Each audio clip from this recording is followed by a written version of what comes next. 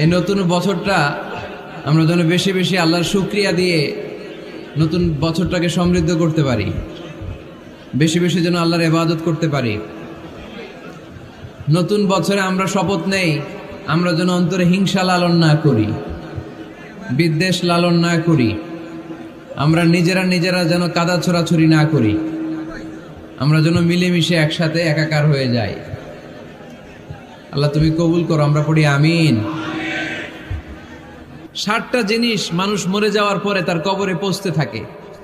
ইন্না মিম্মা ইয়ালহাকুল মুমিন মিন হাসানাতিহি বা'দা মাউতিহি, মানুষ মরে যাওয়ার পরেও যে 60টা জিনিস তার কবরে পৌঁছায় তার মধ্যে একটা হচ্ছে মসজিদান বানাহু, সে যে মসজিদ বানিয়ে গিয়েছে ওই মসজিদের সওয়াব। সুবহানাল্লাহ পড়েন।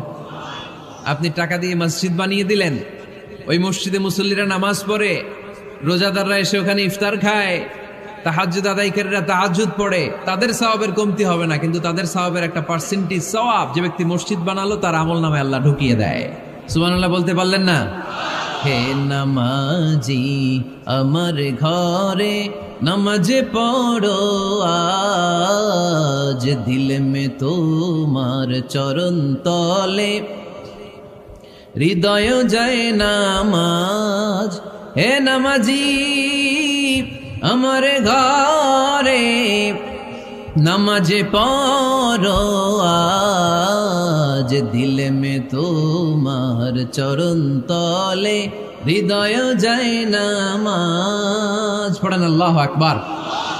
কি সুন্দর লিখেছেন কাজী নজরুল ইসলাম। কাজী নজরুল ইসলাম খুব সুন্দর করে বলেছেন, মসজিদেরই পাশে আমায় কবর দিও ভাই, ঠিক কিনা?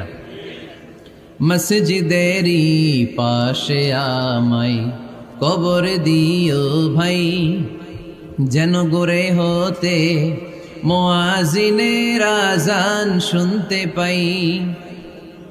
আমার গোরের পাশে দিয়ে ভাই নামাজিরা যাবে, পবিত্র সেই পায়ের ধ্বনি এ বান্দা শুনতে পাবে। গোরা যাব হতে গুনাহগার পাইবে রেহাই, মসজিদেরই পাশে আমায় কবর দিও ভাই। কত মানুষ নামাজি ভাই মসজিদাঙ্গিহীনাতে, আল্লাহর নামের জিকির করে লুকিয়ে গভীর রাতে।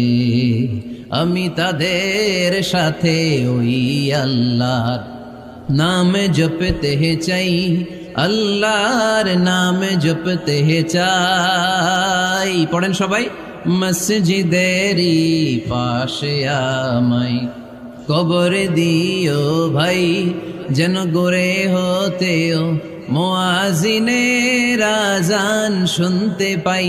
চিল্লায় পড়তে হবে আমিন।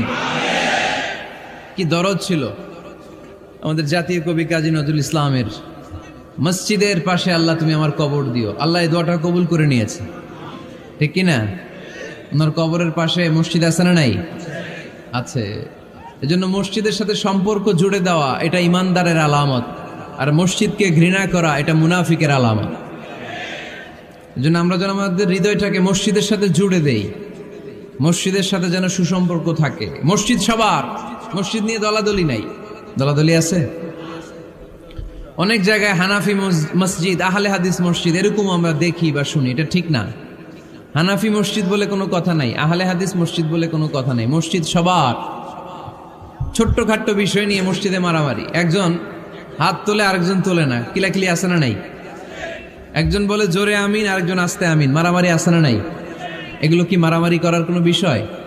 কথা বলেন। সালাতে ফরজ আছে, ওয়াজিব আছে, সুন্নাহ আছে। খেয়াল করে বুঝবেন, ফরজ যদি নষ্ট হয় সালাত ভঙ্গ হয়, you have to repeat your সালাত। ওয়াজিব নষ্ট হলে সালাত ভঙ্গ হয় না, নতুন করে পড়া লাগে না, সেজদায় সাহু দিলেই সালাত আদায় হয়ে যায়। আর সুন্নাহ নষ্ট হলে নামাজ নষ্টও হয় না, নতুন করে পড়াও লাগে না, সৌ সেজদাও লাগে না, নামাজ আদায় হয়ে যায়। সুন্নাহ নষ্ট হলে, এই যে হাত তোলা না তোলা এটা সুন্নাহ, আমিন জোরে বলা না বলা এটা কি সুন্নাহ। যেটা কোনো কারণে কেউ না করলেও তার নামাজ কবুল করে নিবে কে? আর এই সব সুন্নত লই আমগো দেশে গিলাগিলি। মৌলভীবাজারে মাশাআল্লাহ এগুলা নাই, এখানেও আছে। এগুলার অবসান ঘটুক, আমরা চাই কি চাই না? আর কত এই ছোটখাটো বিষয় নিয়ে আমরা এই বিভেদের প্রাচীর আর দেয়ালকে উঁচু করব আমাদের মাঝখানে? কবে আমরা ঐক্যের সিন্ডিকেট করব? কবে? আর কবে সাদা মনের মানুষ হব? কবে? আর কত? অনেক হয়েছে, আর না, এবার থামেন। বিভেদের প্রাচীরকে ভেঙে চুড়িয়ে দেন। ঐক্যের এমন সিন্ডিকেট করতে হবে যাতে কোনো অপশক্তি এই ঐক্যকে ভাঙতে না পারে, বানচাল করতে না পারে। চিল্লায় বলেন ঠিক কিনা? এজন্য মিউচুয়াল রেসপেক্টের দরকার, পারস্পরিক শ্রদ্ধাবোধ সব ক্ষেত্রে, রাজনীতিতে, সামাজিক অ্যাক্টিভিটিসে আমাদের আলেম ওলামাদের মধ্যে পারস্পরিক শ্রদ্ধাবোধের দরকার, মিউচুয়াল রেসপেক্ট। কেউ কাউরে রেসপেক্ট করে না, আমি যেটা বুঝছি এটাই সব, বাকি সব হারাম, এরকম বলে না অনেকে? এরকম যেন না করি। তাহলে মসজিদ সবার পরে যে আজমল কোম্পানি, এও আপনাদের এই মৌলভীবাজার এলাকার, এরকম অনেক কোম্পানি আছে দুবাই ভিত্তিক, গোটা বিশ্বে ওনারা ব্র্যান্ডিং করেছে। এগুলোর র ম্যাটেরিয়াল, কাঁচামাল যায় হচ্ছে আপনাদের মৌলভীবাজার থেকে। সম্মানিত ভাইয়েরা, মসজিদ পরিষ্কার পরিচ্ছন্ন রাখবেন, এই বাখুর জ্বালাবেন, দেহিনুল উদ, এই পারফিউমগুলো ছড়িয়ে দিবেন। মসজিদের মধ্যে অনেক মসজিদে দুর্গন্ধ আছে না নাই? এই কার্পেটের মধ্যে ময়লা, পরিষ্কার করেন। আল্লাহর হাবিব সাল্লাল্লাহু আলাইহি ওয়াসাল্লাম বলেছেন, খবরদার, আম্মা জান আয়েশা বর্ণনা করেন, আমার রাসূলুল্লাহ সাল্লাল্লাহু আলাইহি ওয়াসাল্লাম বিবিনাইল মসজিদ ফি দুয়ার ওয়া আন তুতাইয়াবা ওয়া তুনাযাফ, আমরা যেন এলাকা এলাকায় মসজিদ বানাই, মসজিদগুলোকে যেন পারফিউম দিয়ে, আতর দিয়ে সুগন্ধময় করে দেয়। বিশ্বনবী আদেশ করেছেন, সুবহানাল্লাহ পড়েন। এজন্য কোনো অপরিচ্ছন্ন মসজিদ থাকতে পারবে না। মসজিদের পাশ দিয়ে গেলে আতরের ঘ্রাণে আমোদ হয়ে লোকজন যেন বুঝতে পারে এটা আল্লাহর ঘর, মসজিদ। চিল্লায় বলেন ঠিক কিনা? এরপরে আল্লাহর হাবিব সাল্লাল্লাহু আলাইহি ওয়াসাল্লাম বলেছেন, মসজিদের আরেকটা আদব হলো মসজিদকে অতিমাত্রায় ডিজাইন না করা। বেশি ডিজাইন করা যাবে না। এমন ডিজাইন করা যাবে না যে এটা মসজিদ বোঝাই যায় না। এত লাইটিং ফাইটিং করে, এটা কি মসজিদ না কমিউনিটি সেন্টার বোঝাই যায় না? আছে না নাই? আছে। এরকম যেন আমরা না করি সম্মানিত ভাইয়েরা। বিশেষ করে মসজিদের সামনের দেয়ালে। কোন দেয়ালে?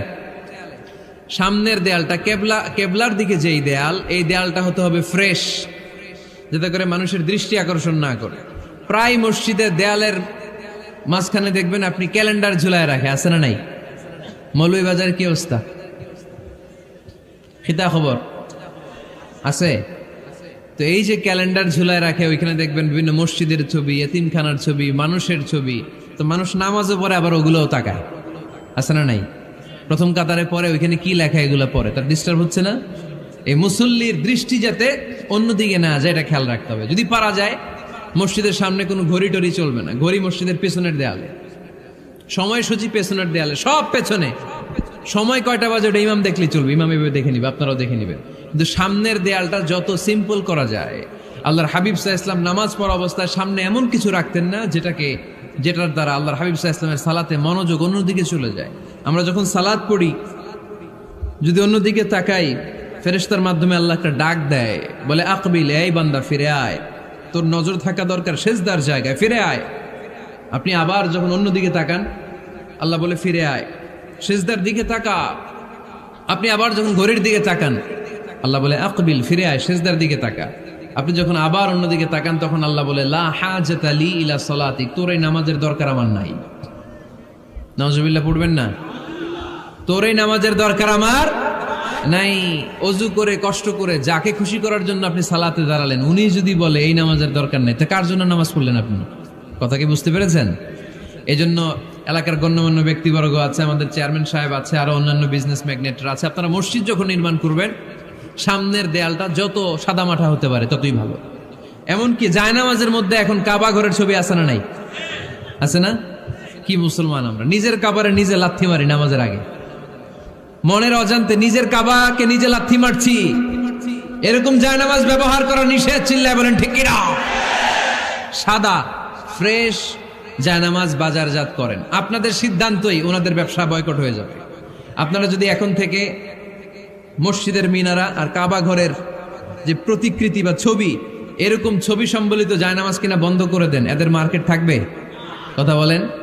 কালকে থেকে আমরা জায়নামাজ কেনার সময় ফ্রেশ জায়নামাজ কিনবো। কোনো মসজিদ, কোনো মিনার, আমাদের কাবা ঘরের ছবি সম্বলিত কোনো জায়নামাজ কিনা যাবে? আওয়াজ করে বলেন যাবে? যাবে না। এগুলো হচ্ছে মসজিদের আদাব। এগুলো রক্ষা করে মসজিদে ঢোকার দরকার আছে না নাই? পৃথিবীতে 3টা মসজিদ সবচাইতে শ্রেষ্ঠ মসজিদ। কয়টা? আওয়াজ করে বলেন না।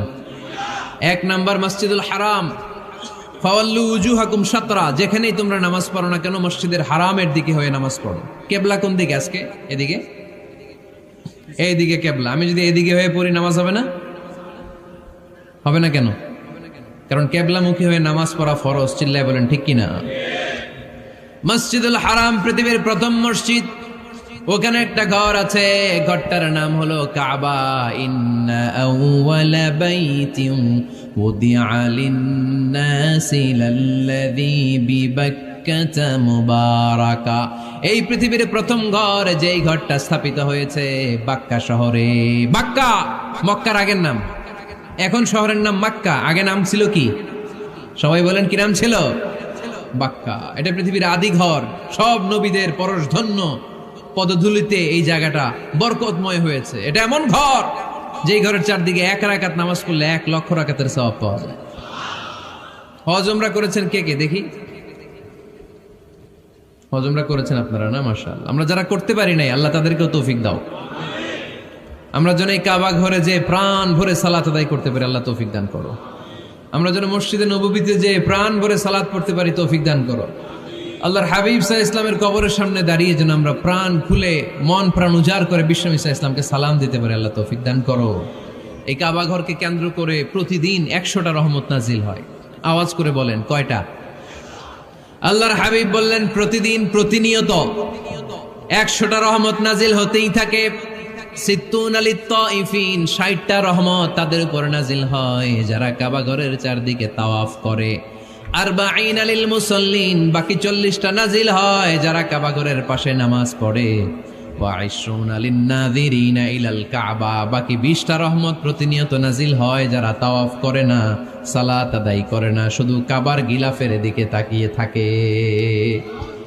কাবার দিকে তাকায় থাকলেই সওয়াব। সুবহানাল্লাহ পড়েন। 1 রাকাতে কয় লক্ষ রাকাতের সওয়াব। এজন্য আল্লাহর হাবিব সাল্লাল্লাহু আলাইহি ওয়াসাল্লাম বলেছেন লা তুশাদ্দুর রিহাল ইল্লা ইলা সালাসাতি মাসাজিদা।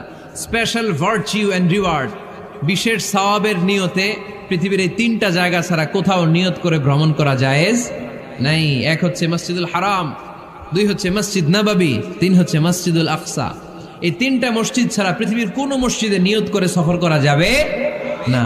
বিশেষ নিয়তে সফর করা যাবে না যে আমি যদি এই মৌলভীবাজারের জামে মসজিদে যাই বেশি সওয়াব পাওয়া যাবে, এই নিয়তে সফর করা যাবে না। বেশি সওয়াব শুধু এই 3 মসজিদে। মসজিদুল হারামে 1 রাকাতে কত রাকাতের সওয়াব? কথা কয় না, বুঝে নাই বোধহয়। কয় লক্ষ? আর মসজিদে নববীতে 1 রাকাতে 1000 রাকাতের সওয়াব। আরেক বর্ণনায় আছে 50,000। বর্ণনাটা দুর্বল। সহিহ বর্ণনায় এসেছে 1 রাকাতে 1000 রাকাতের সওয়াব। মসজিদুল আকসায় সালাত পড়লে 1 রাকাতে, এক বর্ণনায় এসেছে 250 রাকাতের সওয়াব, আরেক বর্ণনায় এসেছে 500 রাকাতের সওয়াব। এই 3টা মসজিদ ছাড়া যে নামাজ পড়লে বেশি সওয়াব হবে, এই নিয়তে সফর করা যাবে? চিল্লায় বলেন যাবে। তবে মসজিদটা দর্শন করার জন্য যেতে পারবেন। মসজিদটা দেখতে কেমন, এটার ক্যালিওগ্রাফিক্যাল ডিজাইন কেমন, এটার আর্কিটেকচারাল ডিজাইন কেমন, এটার দৃষ্টিনন্দন সৌন্দর্য কেমন, মসজিদটা দেখতে কেমন, দেখতে যেতে পারবেন। কিন্তু বিশেষ সওয়াব রিওয়ার্ড এই 3টা মসজিদ ছাড়া অন্য কোনো মসজিদের জন্য হবে না। এই মসজিদ হচ্ছে আমাদের সামাজিক ঐক্যের কেন্দ্রবিন্দু। এটা হচ্ছে আমাদের কমিউনিটি সেন্টার। আমরা শুধু নামাজের জন্য মসজিদকে ইউজ করি, এছাড়া আরো অনেক ইউসেজ আছে মসজিদের। খেয়াল রাখবেন, আমাদের মুসলমানদের মসজিদ হিন্দুদের মন্দিরের মতো নয়। কোথায় আজান হইছে? শেষ করে দিব না? সুবহানাকাল্লাহুম্মা ওয়া বিহামদিকা আশহাদু আল্লা ইলাহা ইল্লা আনতা আস্তাগফিরুকা ওয়া আতুবু